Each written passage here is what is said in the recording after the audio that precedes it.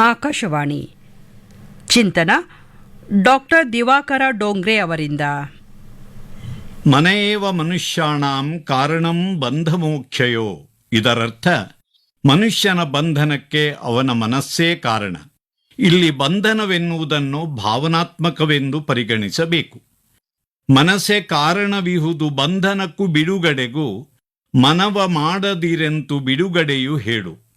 ಮನವ ಮಥಿಸಿದರುಂಟು ನವನೀತ ಅರಿವಿನದು, ಮನವ ಮಥಿಸಲು ಬೇಕು ಬಂಧನವ ಕಳೆಯೆ. ಮನವ ಶೋಧಿಸಬೇಕು ನಿತ್ಯ, ಇದು ದಾಸವಾಣಿ. ಇಲ್ಲಿ ಶೋಧಿಸು ಅಂದರೆ ಹುಡುಕು ಅನ್ನುವ ಅರ್ಥ ಅಲ್ಲ. ಮನಸ್ಸನ್ನು ಎಲ್ಲೂ ಹುಡುಕಬೇಕಾಗಿಲ್ಲ, ಅದು ಮನುಷ್ಯನಾದವನಲ್ಲಿದೆ. ಇಲ್ಲಿ ಶೋಧಿಸು ಅನ್ನುವುದಕ್ಕೆ ಸೋಸು ಅನ್ನುವ ಅರ್ಥ. ಮನಸ್ಸು ಬುದ್ಧಿ ಮತ್ತು ವಿವೇಕಗಳೆಂಬ ಎರಡು ಸ್ಥಿತಿಗಳನ್ನು ಹೊಂದಿದೆ. ಬುದ್ಧಿಯು ಮನುಷ್ಯನ ಪ್ರಾಪಂಚಿಕ ಉನ್ನತಿ, ವ್ಯವಹಾರ ಕುಶಲತೆ, ಸಿದ್ಧಿ ಸಾಧನಗಳಿಗೆ ಪೂರಕವಾದುದು.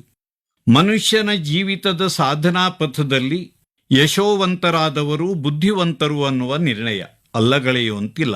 ಇಂಥ ಮನುಷ್ಯನ ಬುದ್ಧಿಮತ್ತೆಯಿಂದಲೇ ವಿಜ್ಞಾನ, ತಾಂತ್ರಿಕತೆ, ವ್ಯವಹಾರ, ಕಲೆ, ಸಾಹಿತ್ಯ, ಸಂಗೀತಗಳಲ್ಲಿಯೇ ಸಿದ್ಧಿ.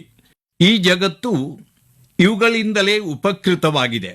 ಅಣುಬಾಂಬನ್ನು ನಿರ್ಮಿಸಿದ ವಿಜ್ಞಾನಿ ಅತಿ ಬುದ್ಧಿವಂತನಿರಬಹುದು, ಆದರೆ ಅವನಲ್ಲಿ ವಿವೇಕವಿರಲಿಲ್ಲ. ಅವನ ಸಂಶೋಧನೆ ಮನುಕುಲದ ನಾಶಕ್ಕೆ ಕಾರಣವಾಯಿತು. ಬುದ್ಧಿ ಮತ್ತು ವಿವೇಕಗಳ ನಡುವಿನ ಅಂತರವನ್ನು ತಿಳಿಸುವ ಒಂದು ಸಣ್ಣ ಕಥೆಯೊಂದು ಹೀಗಿದೆ. ಜಿಲೇಬಿ ಯಾರಿಗೆ ಇಷ್ಟವಿಲ್ಲ? ಬಹುಶಃ ಇಷ್ಟವಿಲ್ಲದಿರುವವರು ಯಾರೂ ಇರಲಿಕ್ಕಿಲ್ಲ. ಅದರ ಬಣ್ಣ, ಸಿಹಿಯಾದ ಸ್ವಾದ, ಗರಿಗರಿತನ ಎಲ್ಲರಿಗೂ ಇಷ್ಟ. ಜಿಲೇಬಿ ಪ್ರಿಯನೊಬ್ಬ ತನ್ನ ಬದುಕಿನಲ್ಲಿ ಸಾವಿರಗಳ ಲೆಕ್ಕದಲ್ಲಿ ಜಿಲೇಬಿಗಳನ್ನು ತಿಂದ. ಪರಿಣಾಮ ಮಧುಮೇಹ ಅಡರಿತು. ಆತ ವೈದ್ಯರ ಬಳಿ ಹೋದ. ವೈದ್ಯರು ಸಿಹಿ ತಿನ್ನುವುದನ್ನು ಈ ಕೂಡಲೇ ನಿಲ್ಲಿಸು ಅಂದರು. ಅದು ನನ್ನಿಂದ ಕಷ್ಟ ಸಾಧ್ಯ ಅಂದನಾತ. ಸರಿಯಪ್ಪ, ಒಂದು ಕೆಲಸ ಮಾಡು, ಮಾತ್ರೆಗಳನ್ನು ಕೊಡುತ್ತೇನೆ, ನಿನ್ನ ಚಪಲ ಕಮ್ಮಿ ಮಾಡು. ದಿವಸಕ್ಕೆ ಅರ್ಧ ಇಂಚು ಗಾತ್ರದ ಜಿಲೇಬಿಯಷ್ಟೇ ನೀನು ತಿನ್ನಬಹುದು. ಪ್ರಮಾಣ ಹೆಚ್ಚು ಮಾಡಿದೆಯೋ ಚಿಕಿತ್ಸೆ ಫಲಿಸದು ಎಂದರು ವೈದ್ಯರು. ಈ ಜಿಲೇಬಿ ತಿನ್ನುವವನೊಳಗೊಂದು ಮನಸ್ಸೆಂಬ ವ್ಯವಸ್ಥೆ ಇತ್ತು. ಅದು ಸಿಹಿ ತಿನ್ನುವುದನ್ನು ಪ್ರಚೋದಿಸುತ್ತಿತ್ತು. ಬುದ್ಧಿ ಮತ್ತು ವಿವೇಕ ಈ ಇಬ್ಬರೂ ಮನಸ್ಸೆಂಬುದರ ಮೇಲಧಿಕಾರಿಗಳು. ಅದರಲ್ಲಿ ವಿವೇಕ ಅನ್ನುವುದು ಹಿರಿಯ ಮೇಲಧಿಕಾರಿ. ಅದರ ಸಹಿಯಾಗದೆ ಯಾವುದೇ ನಿರ್ಣಯ ಜಾರಿಗೆ ಬರುವಂತಿಲ್ಲ. ಅಷ್ಟು ಕಟ್ಟುನಿಟ್ಟು.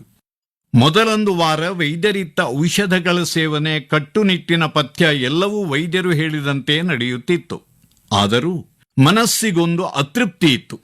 ದಿವಸಕ್ಕೆ ಅರ್ಧ ಇಂಚು ಗಾತ್ರದ ಜಿಲೇಬಿ, ಇಷ್ಟು ದೊಡ್ಡ ಗಾತ್ರದ ದೇಹಕ್ಕೆ ಅದೆಲ್ಲಿ ಸಾಕು? ಅದು ತನ್ನ ಅಹವಾಲನ್ನು ಬುದ್ಧಿಯ ಮುಂದಿಟ್ಟಿತು.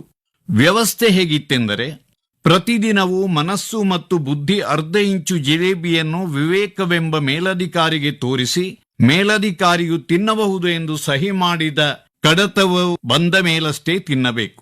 ಮನಸ್ಸು ಬುದ್ಧಿಗಳು ಒಂದಾದವು. ಇನ್ನು ಮುಂದೆ ಮೇಲಧಿಕಾರಿಯ ಮೇಜಿಗೆ ಅಂದಂದಿನ ಕಡತ ಮತ್ತು ಜಿಲೇಬಿಯ ಅರ್ಧ ತುಂಡನ್ನು ಕಳುಹಿಸದೆ ತಿನ್ನುವುದೆಂಬ ನಿರ್ಣಯ ಮಾಡಿದವು. ನೂರಾರು ಕಡತಗಳಿಗೆ ಸಹಿ ಮಾಡಿ ನಿರ್ಣಯ ತೆಗೆದುಕೊಳ್ಳುವ ಮೇಲಧಿಕಾರಿಗೆ ಜಿಲೇಬಿ ಫೈಲಿಗೆ ತಾನು ಸಹಿ ಮಾಡಿದ್ದೇನೋ ಇಲ್ಲವೋ ಅನ್ನುವುದು ನೆನಪಿನಲ್ಲುಳಿಯುವುದು ಸಾಧ್ಯವೇ?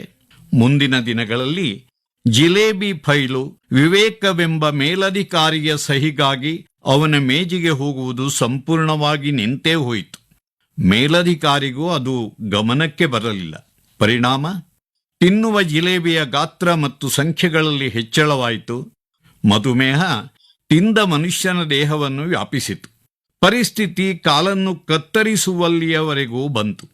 ದಿನಂಪ್ರತಿ ವಿವೇಕವೆಂಬ ಮೇಲಧಿಕಾರಿಯ ಸಹಿ ಪಡೆದು ಅಂದಂದಿನ ಜಿಲೇಬಿಯ ಕೋಟಾವನ್ನು ಸವಿದಿದ್ದರೆ ಪರಿಸ್ಥಿತಿ ಬಿಗಡಾಯಿಸುತ್ತಿರಲಿಲ್ಲ. ಮನಸ್ಸುಳ್ಳ ಮನುಷ್ಯ ಮತ್ತೆ ವೈದ್ಯರ ಬಳಿ ತೆರಳಿದ. ಅವನನ್ನು ಪರೀಕ್ಷಿಸಿದ ವೈದ್ಯರು ಕಾಲನ್ನು ಕತ್ತರಿಸದೆ ಚಿಕಿತ್ಸೆ ಮಾಡಲಾಗದು ಅಂದರು. ಕೊನೆಯ ಮಾತು, ನಮ್ಮ ಮನಸ್ಸಿನ ನಿರ್ಣಯಗಳಿಗೆ ವಿವೇಕವೆಂಬ ಮೇಲಧಿಕಾರಿಯ ಸಹಿಯನ್ನು ಪಡೆದು ಬದುಕಿನಲ್ಲಿ ಗುರುತರವಾದುದನ್ನು ಸಾಧಿಸೋಣ.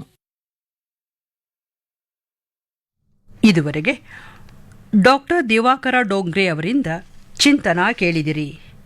ಚಿಂತನ ಆಕಾಶವಾಣಿ ಬೆಂಗಳೂರು ಕೇಂದ್ರದ ಕೊಡುಗೆ.